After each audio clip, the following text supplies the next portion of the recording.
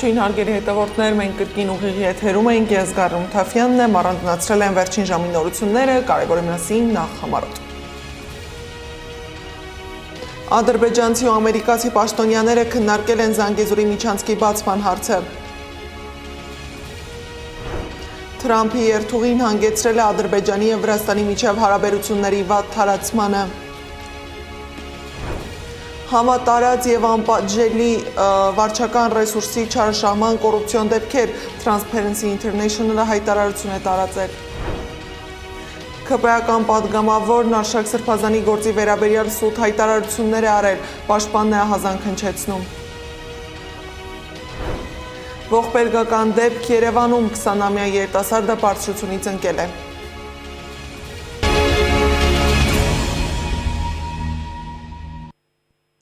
Մարդու իրավունքների որոշ կազմակերպություններ և Գերմանահայոց կենտրոնական խորհուրդը համատեղ դիմել են Գերմանիայի Դաշնային Հանրապետության կանցլերին, կոչ անելով Նիկոլ Փաշինյանի հետ հանդիպման ընթացքում անուշադրության չմատնել արդար և կայուն խաղաղության անհրաժեշտությունը Հայաստանի և Ադրբեջանի միջև Բաքվում ապօրինաբար պահվող հայ ռազմագերիների և քաղաքացիական անձանց անհապաղ ազատ արձակումը։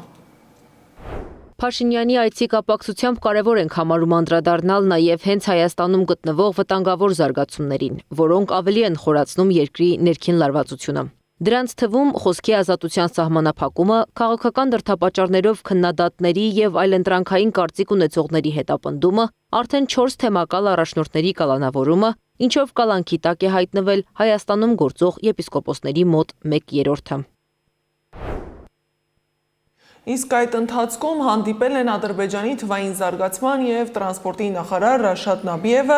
ԱՄՆ տրանսպորտի նախարարության ներկայացուցիչ Դանիել Էդվարդսին։ Նրանք քննարկել են այսպես կոչված Զանգեզուրի միջանցքի բացման TRIP նախագծի իրականացման, արագացման, Նախիջևանի երկաթուղու վերականգնման և արդիականացման վերաբերյալ հարցեր։ Ադրբեջանի վարչապետ Ալի Ասադովն էլ երկրի բյուջեի քննարկման ժամանակ հայտարարել է, որ այս ընթացքում ձեռք բերված հաջողությունները նպաստում են տնտեսական կայունության պահպանմանը, նոր ներդրումների ներգրավմանը և Ադրբեջանի դերի ու դիրքի հետագա ամրապնդմանը միջազգային ասպարեզում։ Նրա խոսքով մոտ ապագայում Զանգեզուրի միջանցքը կարևոր նշանակություն կունենա որպես նոր տրանսպորտային երթուղի թե միջին, թե հյուսիս-հարավ միջանցքի շրջանակում։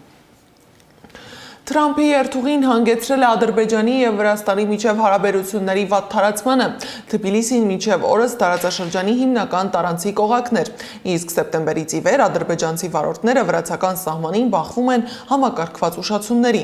Ըստ ադրբեջանական ՄԻՆՎԱԼ-ի Զանգեզուրի միջանցք նախագծի իրականացումը կզրկի Վրաստանին իր լոգիստիկ մենաշնորհից։ Այսօր Վրաստանը փաստացիորեն դեմ է խաղաղության և փոխշահավետ տնտեսական կապերի կայուն տարածաշրջանային ճարտարապետության ձևավորմանը, գրել են ադրբեջանական լրատվամիջոցները։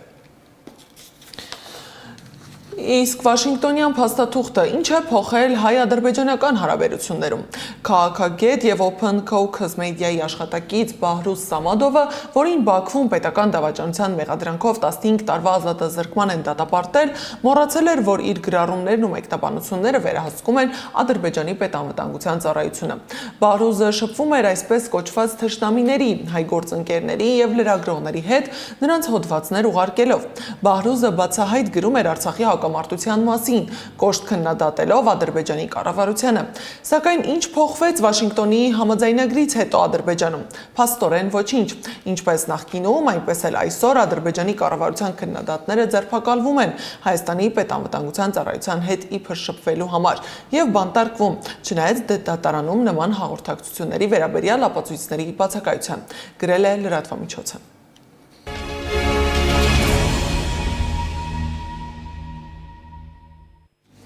Հայաստանում վերջին տարում կոռուպցիայի դեմ պայքարում առաջընթաց չի գրանցվել, հայտարարել է Transparency International հակակոռուպցիոն կենտրոնը։ 2025 թվականի սկզբին հրապարակված տվյալներով Transparency International-ի կոռուպցիայի կնկալման Հայաստանի 2024 թվականի համաթիվը 2023 թվականի համեմատությամբ մնացել է անփոփոխ 47 միավոր։ Կենտրոնը խիստ դատապարտել է բիզնեսի ու քաղաքականության սերտաճման դրսևորումները, մասնավորապես քաղաքական ֆինանսավորման արդյունքում ընթացքում տնտեսական արտոնությունների ձեռքբերման, բնական ռեսուրսների շահագործման, ապօրինի ու խնդրահարույց ծրագրերի սատարման, հանրային կարծիքի ու արժանապատվության ոտնահարմամբ տնտեսական զարգացման պատրվակով կասկածելի բիզնեսների հովանավորման դեպքերը։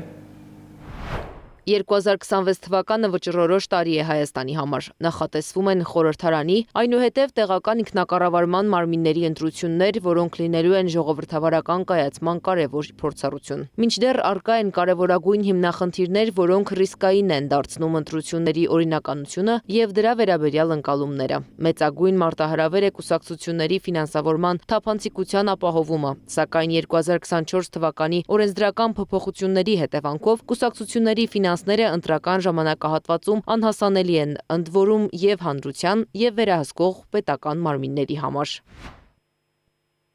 Այս ամենի ֆոնին է ներքին գործերի նախարարության, ներքին անվտանգության եւ հակակոռուպցիոն վարչության ներկայացրած հաղորդման հիման վրա հակակոռուպցիոն կոմիտեի նախաձեռնած քրեական վարույթի շրջանակում ժամեր առաջ պաշտոնեական կեղծիքի եւ դրան դրդելու հիմնավոր կասկածանքով ձերբակալել են 4 անձի, որոնցից 2-ը ոստիկանության ծառայողներ են։ Նրանց տարել են հակակոռուպցիոն կոմիտե, հայտնում է ներքին գործերի նախարարությունը։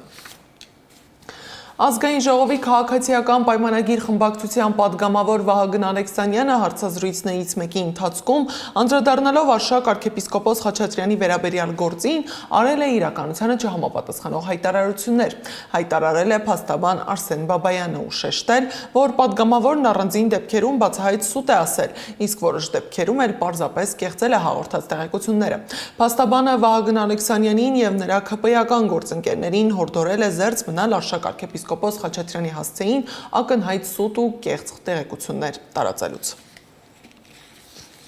Եվ ողբերգական դեպք Երևանում 20-ամյա երիտասարդը բարձրությունից ընկել է։ Տղային անգիտակից բերել են հիվանդանոց, նրա կյանքը փրկել չի հաջողվել։ Ըստ նախնական տեղեկության երիտասարդը Երևանի բնակիչ է։ Դեպքի առթիվ նախաձեռնվել է քննչական վարույթ, փաստաթղթերը փոխանցել են Հայաստանի Հանրապետության քննչական կոմիտե։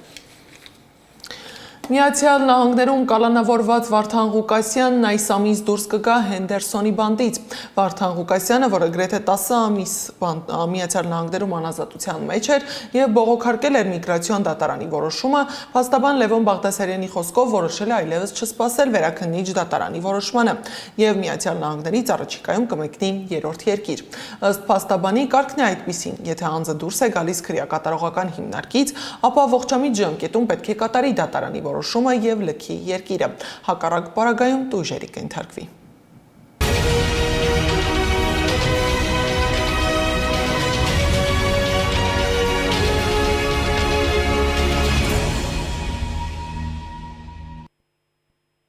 Վրաստանի վարչապետ Իրակլի Կոբախիձեն հայտարարել է նրանք, ովքեր հաջորդ տարվանից եւ հաջորդ տարիներին ընդունվում են պետական համալսարաններ, կրթությունը բոլորի համար անվճար կլինի։ Կառավարության ղեկավարի խոսքով սա շատ կարևոր փոփոխություն է եւ այս փոփոխությունը աստիճանաբար կներդրվի պետական համալսարանական համակարգում։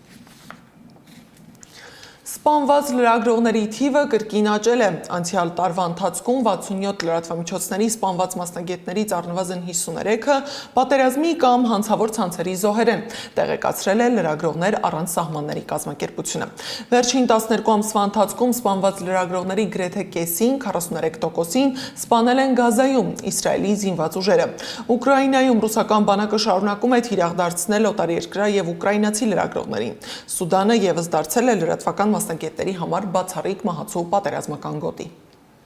Աշխարհում ներկայումս կալանավորված է 503 լրագրող։ Լրագրողների համար աշխարհի ամենամեծ բանտը դեռևս Չինաստանն է 121, Ռուսաստանը 48, այժմ երկրորդ տեղում է բանտարկելով ավելի շատ օտարերկրյա լրագրողների, քան որևէ այլ պետություն, 26 ուկրաինացի։ Երկրորդ տեղում է Մյանման 47, Ադրբեջանը եւս հայտնվել է լրագրողների համար աշխարհի խոշորագույն բանտերի տասնյակում 25 ձերբակալված լրագրողով, որոնցից 20-ը ձերբակալվել են 2024 թվականի դեկտեմբերի 1-ից Բաշար Ալ-Ասադի ռեժիմի անկումից 1 տարի անց նրա կառավարման օրոք ձերբակալված կամ գերի ընկած լրագրողներից շատերը դեռևս չեն հայտնաբերվել, ինչը Սիրիան դարձնում է անհետ կորած լրատվական մասնագետների ամենամեծ թիվն ունեցող երկիրն աշխարհի ընդհանուր թվի 1/4-ից ավելին։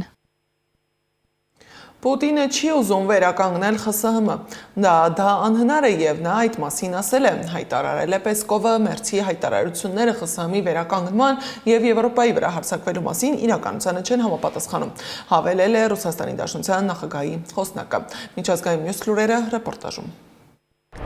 Երկարաժամկետ հեռանկարում Ադրբեջանը կարող է դառնալ մեզ համար ռազմավարական գործընկեր։ Ադրբեջանի նախագահի Սլովակիա այցի ժամանակ ասել է այդ երկրի նախագահ Պետեր Պելեգրինին։ Ռազմական արդյունաբերության ոլորտում մտադիր չենք պարզապես զենք վաճառել Ադրբեջանին։ Մենք կարող ենք համատեղ արտադրել սպառազինություն եւ այդ արտադրանքը վաճառել երրորդ երկրների, ասել է նա։ Պելեգրինին նշել է, որ Ադրբեջանն արդեն իսկ հայտնել է հրետանային համակարգեր գնելու մտադրության մասին։ Նա հավելել է, որ այդ զենքերն ավելի կհզորացնեն ադրբեջանական բանակը։ Տարածքային հարցի պատճառով խաղաղության շուրջ բանակցությունները փակուղի են մտել, հայտարարել է Ուկրաինայի նախագահ Վլադիմիր Զելենսկին Bloomberg-ին տված հարցազրույցում։ Միացյալ Նահանգները, Ռուսաստանն ու Ուկրաինան ունեն տարբեր տեսակետներ եւ Դոնբասի հարցում միասնական մոտեցում չկա, ասել է նա։ Եվրոպան հրապարակավ քննադատում է Իսրայելին Գազայում պատերազմի համար, բայց միևնույն ժամանակ հերթ է կանգնում նրա զենքի համար, գրում է The Wall Street Journal-ը։ 2024 թվականին Իսրայելի ռազմական արտահանումը ռեկորդային ցուցանիշ է գրանցել, հասնելով 14.8 միլիարդ դոլարի։ Իդեպ հիմնական գնորդն է եղել Եվրոպան, նրան բաժին է ընկել մատակարարումների 54%-ը 2023-ի 35%-ի համեմատ։ Սիրիան նախորդին տոնել է Բաշար Ալ-Ասադի վարչակազմի տապալման մեկամյակը։ Այս առիթով մայրաքաղաք Դամասկոսում անցկացվել է ռազմական շքերթ։ Ասադ ընտանիքը երկիրը կառավարել է ավելի քան 50 տարի։ Անցյալ տարվա դեկտեմբերի 8-ին իշխանությունը Սիրիայում հայտնվեց ընդդիմադիր խմբավորումների ձեռքին, ինչից հետո Ասադների ընտանիքը փախավ Ռուսաստան։